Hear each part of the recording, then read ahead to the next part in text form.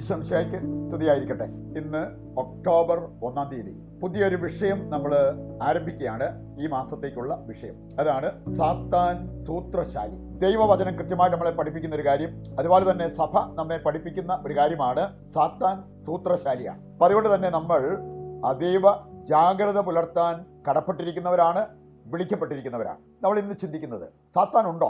എന്താ തെളിവ്? ഈ വാക്കുകൾ ഞാൻ എൻ്റെ കാതുകൾ കൊണ്ട് കേട്ടതാണ് ഒരു വ്യക്തിയിൽ നിന്നും. അദ്ദേഹം എന്നോട് ചോദിച്ചത്, ശരിക്കും സാത്താൻ ഉണ്ടോ? ഉണ്ടെങ്കിൽ എന്താണ് അതിന് തെളിവ്? അദ്ദേഹത്തിൻ്റെ മനസ്സിലിരുന്ന കാര്യം എനിക്ക് മനസ്സിലാക്കാൻ പറ്റി. ഈ സാത്താൻ എന്ന് പറയുന്ന ചില വികൃത രൂപങ്ങൾ അത് അച്ഛൻ കണ്ടിട്ടുണ്ടോ ഇല്ലയോ എന്നുള്ളതായിരുന്നു പുള്ളിയുടെ ചോദ്യം. പണ്ടേക്ക് ഈ ഒണീഡ TV-യുടെ അഡ്വർടൈസ്മെൻ്റ് ആയിട്ട് ഒരു വികൃത ജീവിയെ കാണിക്കുമായിരുന്നു. ഏതാണ്ട് അതുപോലെ ഒരു വികൃത ജീവിയായിട്ട് സാത്താനെ കണ്ടിട്ടുണ്ടോ? ഞാൻ പറഞ്ഞു, ഞാൻ കണ്ടിട്ടില്ല. പക്ഷേ സാത്താൻ ഉണ്ടോ എന്ന് ചോദിച്ചാൽ ഉണ്ട് എന്ന് ഞാൻ ഉറപ്പിച്ചു പറയും. കാരണം അത്രമാത്രം കാര്യങ്ങൾ ബൈബിളിലൂടെ കടന്നു പോകുമ്പോൾ, ദൈവവചനത്തിലൂടെ കടന്നു പോകുമ്പോൾ നമുക്ക് കാണാൻ പറ്റും സാത്താൻ ഉണ്ടെന്നും അവൻ്റെ ഉത്ഭവം എങ്ങനെയായിരുന്നെന്നും അവൻ്റെ പ്രവർത്തന ശൈലി എന്താണെന്നും എല്ലാം വ്യക്തമായിട്ട് നമ്മൾ കാണുന്നുണ്ട് ദൈവവചനത്തിൽ. ഇവിടെ നമ്മൾ ഇന്ന് ഒരു 10 പ്രധാനപ്പെട്ട വചനഭാഗങ്ങൾ ധ്യാനിക്കുകയാണ്. സാത്താൻ ഉണ്ടെന്ന് ദൈവവചനം കൃത്യമായിട്ട് നമ്മളെ പഠിപ്പിക്കുന്ന വചനഭാഗങ്ങൾ നമ്മൾ കാണുന്നുണ്ട്. കത്തോലിക്ക സഭയുടെ മതബോധന ഗ്രന്ഥം വായിക്കുമ്പോൾ അവിടെ 391-ാമത്തെ പാരഗ്രാഫ് സാത്താനെ കുറിച്ച് പറഞ്ഞിരിക്കുന്ന ഒരു പ്രധാനപ്പെട്ട കാര്യം ഇതാണ്: മനുഷ്യരെ സൃഷ്ടിക്കുന്നതിന് മുമ്പ് മാലാഖമാരെ ദൈവം സൃഷ്ടിച്ചു. ഈ മാലാഖമാരിൽ ഒരു കൂട്ടം സ്വയം ദുഷിച്ചു. അതായത് അവർ ദൈവത്തിനെതിരെ നീങ്ങാനുള്ള ആ ഒരു തീരുമാനത്തിൽ സ്വയം ദുഷിച്ചു പോയവര്. അങ്ങനെയാണ് സാത്താന്റെ ഉത്ഭവം എന്നുള്ളത് സഭ നമ്മെ പഠിപ്പിക്കുന്നുണ്ട്. ദൈവവചനത്തിലൂടെ കടന്നു പോകുമ്പോൾ അത് നമുക്ക് കാണാൻ സാധിക്കും. നല്ലവരായി സൃഷ്ടിക്കപ്പെട്ടവര്, എന്നാൽ ദുഷിക്കാൻ സ്വയം തീരുമാനമെടുത്തവര്. അങ്ങനെയാണ് സാത്താന് ഉത്ഭവം ഉണ്ടായത്. അവനും അവൻ്റെ ദൂതഗണങ്ങളും, ലൂസിഫറും അവൻ്റെ കൂടെ നിന്ന ദൂതഗണങ്ങളും സ്വർഗത്തിൽ നിന്ന് താഴേക്ക് വലിച്ചെറിയപ്പെട്ടു. ഒരു 10 വചനഭാഗങ്ങൾ എടുക്കാം. ഒന്നാമത്തെ വചനം യെശയ്യാ 14-ാം അധ്യായത്തിൻ്റെ 12 മുതൽ 14 വരെയുള്ള വചനഭാഗമാണ്. അവിടെ നമ്മൾ കാണുന്നു, ഉഷസിൻ്റെ പുത്രനായ പ്രഭാത നക്ഷത്രമേ, നീ എങ്ങനെ താഴേക്ക് വീണു എന്ന് പറയുമ്പോൾ അപ്പ് ഇൻ ദി എയർ, മുകളിലായിരുന്ന ഒരു ഐറ്റം ഇപ്പോൾ താഴെ കിടക്കുന്നു. ഉന്നതങ്ങളിൽ വസിച്ചിരുന്ന നിന്നെ ആരാണ് വെട്ടി തറയിലേക്ക് എറിഞ്ഞത്? തുടർന്ന് വായിക്കുമ്പോൾ അവിടെ കാണാൻ സാധിക്കും, ഉഷസിൻ്റെ പുത്രനായ പ്രഭാത നക്ഷത്രം ലൂസിഫർ. ഈ ലൂസിഫറിനാണ് വീഴ്ച സംഭവിച്ചത്. ഇതിൻ്റെ കാരണം അവിടെ പറഞ്ഞിട്ടുണ്ട്. അവൻ പറഞ്ഞു, ഞാൻ ഉന്നതത്തിലേക്ക് ഉയരും. ഞാൻ എന്തിനെങ്കിലും നക്ഷത്രങ്ങളുടെ ഇടയിൽ ഇങ്ങനെ കഴിയണം? ഉന്നതത്തിലേക്ക് ഞാൻ ഉയരും. ദൈവത്തിൻ്റെ സ്ഥാനം ഞാൻ കരസ്ഥമാക്കും. അങ്ങനെ ചിന്തിച്ചത് അഹങ്കാരം. മാലാഖമാരുടെ ഭാഗത്ത് നിന്ന് വരാവുന്ന ഒരു പ്രധാനപ്പെട്ട പാപമാണ് അഹങ്കാരം.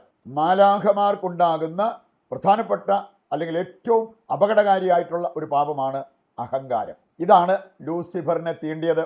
അതാണ് ഉന്നതത്തിൽ വസിച്ചിരുന്ന അവനെ വെട്ടിത്തറയിലേക്ക് എറിയപ്പെടാൻ കാരണമായത് എന്നുള്ളത് ഈ വചനഭാഗം വായിക്കുമ്പോൾ നമുക്ക് കാണാൻ പറ്റും. നമ്മൾ കാണുന്നുണ്ട് 2 പത്രോസ് 2-ാം അധ്യായം 4-ാമത്തെ വചനം എടുക്കുമ്പോൾ അവിടെ പറഞ്ഞിരിക്കുന്ന ഒരു കാര്യമുണ്ട്. പാപം ചെയ്ത ദൂതഗണങ്ങളെ പോലും ദൈവം വെറുതെ വിട്ടില്ല.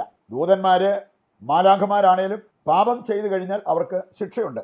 ലൂസിഫറെ ഇങ്ങനെയൊരു പാപത്തിന് മനസ്സ് വെച്ചപ്പോൾ അവന് സംഭവിച്ച ഒരു കാര്യമാണ്, അവന് കിട്ടിയ ശിക്ഷയാണ്. അവൻ പിശാചായി തറയിലേക്ക് എറിയപ്പെട്ടു. ജ്ഞാനത്തിൻ്റെ പുസ്തകം 2-ാം അധ്യായം 23-24 വചനങ്ങൾ എടുക്കുമ്പോൾ മറ്റൊരു വചനഭാഗമാണ് അവിടെ പറഞ്ഞിരിക്കുന്നത്. ദൈവം മനുഷ്യനെ അനശ്വരതയ്ക്ക് വേണ്ടി സൃഷ്ടിച്ചു, തൻ്റെ അനന്തതയുടെ സാദൃശ്യത്തിൽ അവനെ നിർമ്മിച്ചു. ദൈവം മനുഷ്യനെ സൃഷ്ടിച്ചത് മരിക്കാൻ വേണ്ടിയല്ലെന്ന്. അതിൽ അസൂയ പൂണ്ട സാത്താൻ ചെയ്ത ഒരു കാര്യം അവിടെ പറഞ്ഞിട്ടുണ്ട്. അവൻ പാപത്തിലൂടെ മരണം മനുഷ്യനിലേക്ക് എത്തിച്ചു. എന്നിട്ട് അവിടെ പറയാണ്, അവൻ്റെ പക്ഷക്കാർ ഇന്നും അത് അനുഭവിക്കുന്നു. 4-ാമത്തെ ഒരു വചനഭാഗമാണ് യൂദാസിൻ്റെ ലേഖനം 1-ാം അധ്യായത്തിൻ്റെ 9-ാമത്തെ വചനം. അവിടെ പറഞ്ഞിരിക്കുന്നത്, പ്രധാന ദൂതനായ മിഖായേൽ മോശയുടെ ശരീരത്തെ ചൊല്ലി പിശാചിനോട് തർക്കിച്ചപ്പോൾ അവനെ കുറ്റപ്പെടുത്തി ഒരു നിന്ദാവചനം പോലും ഉച്ചരിക്കാൻ തുനിഞ്ഞില്ല. കർത്താവ് നിന്നെ ശാസിക്കട്ടെ എന്ന് മാത്രം പറഞ്ഞു. ഇവിടെ നമ്മൾ കാണുന്നുണ്ട്, സാത്താൻ ഇല്ലെങ്കിൽ പിന്നെ ഈ വചന സന്ദേശം എങ്ങനെ ശരിയാകും? പറയുന്നുണ്ട്, സാത്താൻ മോശയുടെ ശരീരത്തിന് വേണ്ടി വാദിക്കുന്നതിനെക്കുറിച്ചാണ് ഇവിടെ നമ്മൾ കാണുകയുണ്ടായി. ഉൽപ്പത്തി 3-ാം അധ്യായം 1 മുതൽ വായിക്കുമ്പോൾ നമ്മൾ കാണുന്നുണ്ട്, ദൈവം പറഞ്ഞു ഇത് അരുതെന്ന്. പക്ഷേ ആ സർപ്പം സാത്താൻ പറഞ്ഞൊരു കാര്യം, നിങ്ങളതൊന്നും വിശ്വസിക്കരുത്, നിങ്ങൾ ഈ ഖനി ഭക്ഷിച്ചാൽ ദൈവത്തെ പോലെയാകും. അങ്ങനെ പറഞ്ഞ് അവരെ വഴിതെറ്റിക്കാൻ, അതായത് ഈ അനുസരണക്കേടിന് അവരെ പ്രേരിപ്പിച്ച ഒരു ശബ്ദം, അതാണ് സാത്താൻ്റെ ശബ്ദം. ഇതാണ് നമ്മൾ ഉൽപ്പത്തി 3-ാം അധ്യായത്തിൽ കാണുക. വീണ്ടും നമ്മൾ കാണുന്നുണ്ട് മറ്റൊരു വചനം. 6-ാമത്തെ വചനമാണ് 1 യോഹന്നാൻ 5:19. ലോകം മുഴുവൻ സാത്താൻ്റെ ശക്തി വലയത്തിലാണ്. 7-ാമത്തെ വചനമാണ് 2 തീമോത്തി 2-ാം അധ്യായം 26-ാമത്തെ വചനം. പിശാച് തൻ്റെ ഇഷ്ടനിർവഹണത്തിന് വേണ്ടി ദൈവമക്കളെ അടിമകളാക്കി വെക്കും. വേണമെങ്കിൽ നമുക്ക് സുബോധം വീണ്ടെടുത്ത് അതിൽ നിന്ന് മോചിതരാകാൻ സാധിക്കും എന്നുള്ളത് പൗലോസ്ലീഹ നമ്മെ ഓർമ്മിപ്പിക്കുന്ന ഒരു കാര്യമാണ്. 8-ാമത്തെ വചനമാണ് വെളിപാട് 2:10. നിങ്ങളിൽ ചിലരെ പിശാച് തടവറയിലിടാനിരിക്കുന്നു.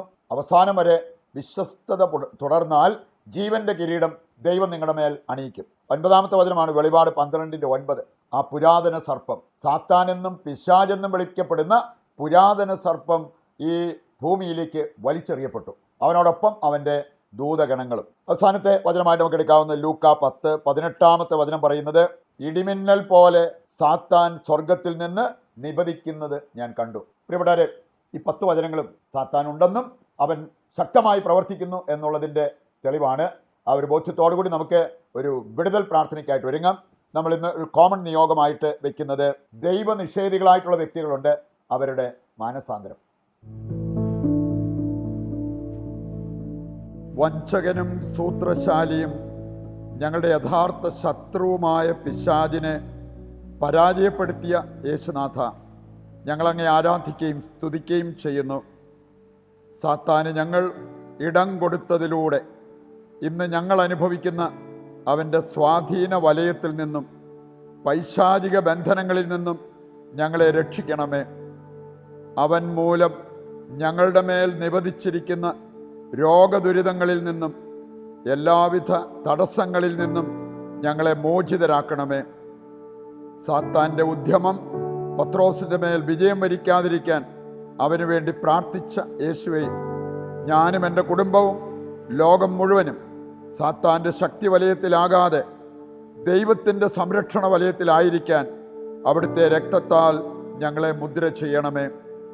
സാത്താനെ ഭയപ്പെടുന്നതിനേക്കാൾ ആത്മീയ സമരായുധങ്ങളേന്തി അവൻ്റെ മേൽ വിജയം വരിക്കാൻ ഞങ്ങളെയും സഹായിക്കണമേ. ആമേൻ. നമ്മുടെ ഇന്നത്തെ എല്ലാ അവസ്ഥകളും ഇന്നിൻ്റെ എല്ലാ ആവശ്യങ്ങളും ദൈവത്തിൻ്റെ കരങ്ങളിൽ ഏൽപ്പിച്ചുകൊണ്ട് താഴ്ന്ന സ്വരത്തിൽ കർത്താവിനെ സ്തുതിച്ച് ദിവ്യകാരുണ്യത്തിൻ്റെ ആശീർവാദം നമുക്ക് സ്വീകരിക്കാം. യേശുവേ നന്ദി, ഹല്ലേലൂയ. യേശുവേ നന്ദി, ഹല്ലേലൂയ, ഹല്ലേലൂയ, ഹല്ലേലൂയ. കർത്താവെ ഏറ്റെടുക്കണമേ. ഞങ്ങളുടെ എല്ലാ ആവശ്യങ്ങളെയും അവിടുന്ന് ഏറ്റെടുക്കണമേ. ഞങ്ങളുടെ പ്രാർത്ഥനാ നിയോഗങ്ങളെ ഏറ്റെടുത്ത് അതെല്ലാം സഫലമാക്കണമേ എന്ന് ഞങ്ങൾ പ്രാർത്ഥിക്കുന്നു. യേശുവേ നന്ദി, യേശുവേ സ്തുതി.